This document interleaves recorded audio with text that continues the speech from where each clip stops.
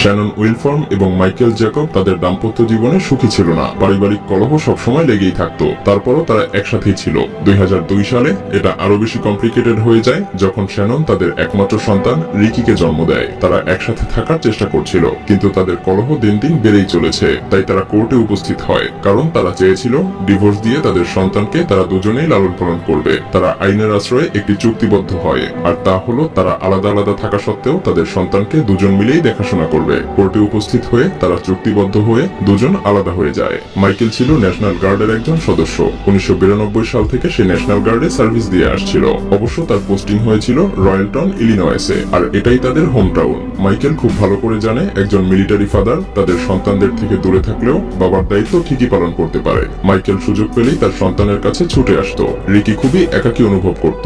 সে সব থেকে বেশি মিস করত তার বাবাকে। সৌভাগ্যবশত মাইকেলের ছুটির সময় হয়ে আসছিল। সে তার সার্ভিসের শেষ দিনের প্রহর গুনতে থাকে। সে খুব করে চাচ্ছিল দ্রুত ছুটি নিয়ে বাড়ি ফিরে সন্তানের সঙ্গে কিছু সময় কাটাবে, কিন্তু এটা খুবই কঠিন ছিল। রিকি বাবা মায়ের আদর যত্ন ঠিকঠাক ভাবে পাচ্ছিল না। বহির্বিশ্বে ডিভোর্স হওয়ার পরে বেশিরভাগ সময় মা বাবা তাদের সন্তানদেরকে বাবা মায়ের অভাব বুঝতে দেয় না, কিন্তু রিকির ক্ষেত্রে এটা যেন ভিন্ন রকম ছিল। শ্যানন খুবই বদমেজাজি ছিল।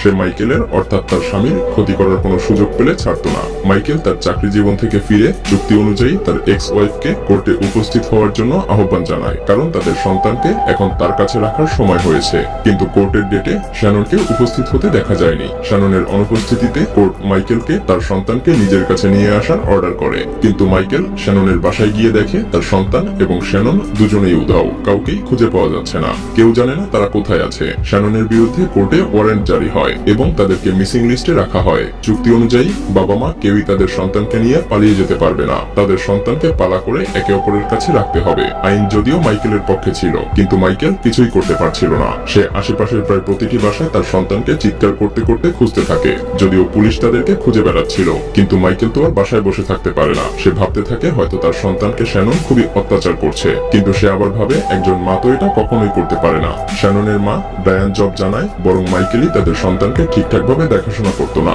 সে এবং তার মেয়ে শ্যানন রিকিকে খুব ভালোভাবে দেখে শুনে রাখতো, কিন্তু এই কথার কোনো প্রমাণ ছিল না। ডায়ান খুব ভালোভাবেই জানতো তার মেয়ে রিকিকে কোথাও লুকিয়ে রেখেছে, কিন্তু সে মাইকেলের রেপুটেশন নষ্ট করার জন্য মাইকেলের বিরুদ্ধে বিভিন্ন রকম অপপ্রচার শুরু করে। হঠাৎ একদিন মাইকেল লক্ষ্য করে তার বাসার সামনে বেশ কিছু পোস্টারে লেখা মাইকেল একজন মিথ্যুক এবং শিশু নিপীড়নকারী। মাইকেল বুঝতে পারে যে ডায়ান তার থেকে কোনো কিছু লুকাচ্ছে। হয়তোবা সে শ্যাননের খোঁজ জানে, কিন্তু সে বলছে না। ডায়ান কোনোভাবেই সত্যটা বুঝতে পারছে না। সে মনে প্রাণে বিশ্বাস করত যে মাইকেল রিকিকে অত্যাচার করত।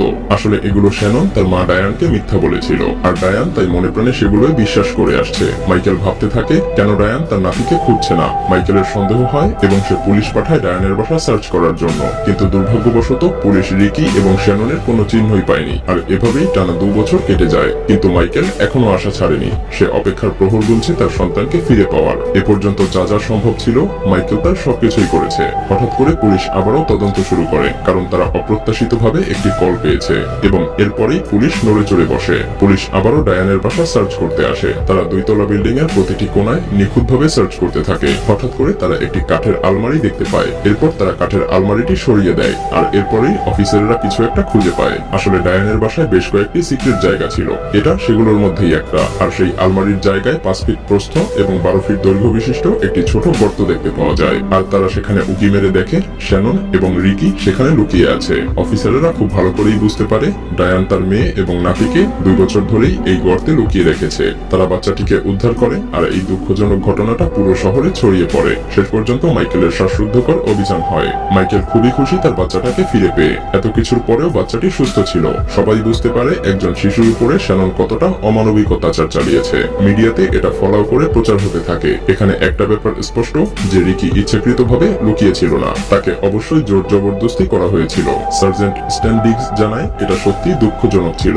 বাচ্চাটি মুক্ত হয়ে এখন অনেক খুশি। বাচ্চাটিকে তারা গাড়ি থেকে নামিয়ে দেওয়ার সঙ্গে সঙ্গে বাচ্চাটি এমন ভাবে দৌড়াতে শুরু করে যে সে যেন কখনো প্রাকৃতিক এমন খোলা বাইরের পরিবেশই দেখেনি। তবে অবশ্যই মাইকেল ন্যায্য বিচার পাওয়ার অধিকার রাখে। তাদের মা মেয়েকে শিশু অপহরণের দায়ে গ্রেফতার করে জেলে রাখা হয়। যদিও কিছুদিন পরে ডায়ানের জামিনে মুক্তি হয়ে যায় এবং ডায়ান আবারও গল্পটিকে ঘোরানোর চেষ্টা করতে শুরু করে। ডায়ান প্রচার করতে শুরু করে তারা রিকিকে মুক্ত স্বাধীনভাবেই রেখেছিল, কিন্তু এটা যে মিথ্যা তা তার প্রতিবেশীদের কাছ থেকে শুনে পুলিশ খুব ভালোভাবেই বুঝে গিয়েছিল। প্রতিবেশীরা জানায় তারা লাস্ট 2 বছরে রিকিকে কখনোই দেখেনি। যদিও যদিও বাচ্চাটি দীর্ঘদিন ধরে আইসোলেশন অবস্থায় আছে, কিন্তু বাচ্চাটি তারপরেও বেশ সুস্থ ছিল।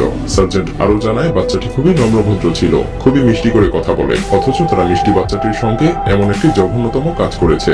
ডায়ান তার মেয়েকে জামিনে মুক্ত করার চেষ্টা করতে শুরু করে, ঠিক তখনই তাকে আবার মিথ্যা ছড়ানোর দায়ে গ্রেফতার করা হয়। রিকিকে মাইকেলের আত্মীয়ের বাসায় রাখা হয়, আর এরপর পুঙ্খানুপুঙ্খভাবে ইনভেস্টিগেশন শুরু হয়। 2011 সালে শ্যানন নিজের ভুল বুঝতে পারে, তখন তাকে $1,500 জরিমানা করা হয়। যদিও সে 2 বছর শ্যাননকেও প্রচন্ড কষ্ট করতে হয়। এরপরে মাইকেল কোর্ট থেকে তার সন্তানকে চিরদিনের জন্য নিজের কাছে রাখার অনুমতি পায়। 1 বছর পরেই মাইকেল ন্যাশনাল গার্ড থেকে অবসর নিয়ে নেয় এবং সে রিকিকে নিয়ে স্থিতিশীলভাবে জীবনযাপন করতে শুরু করে।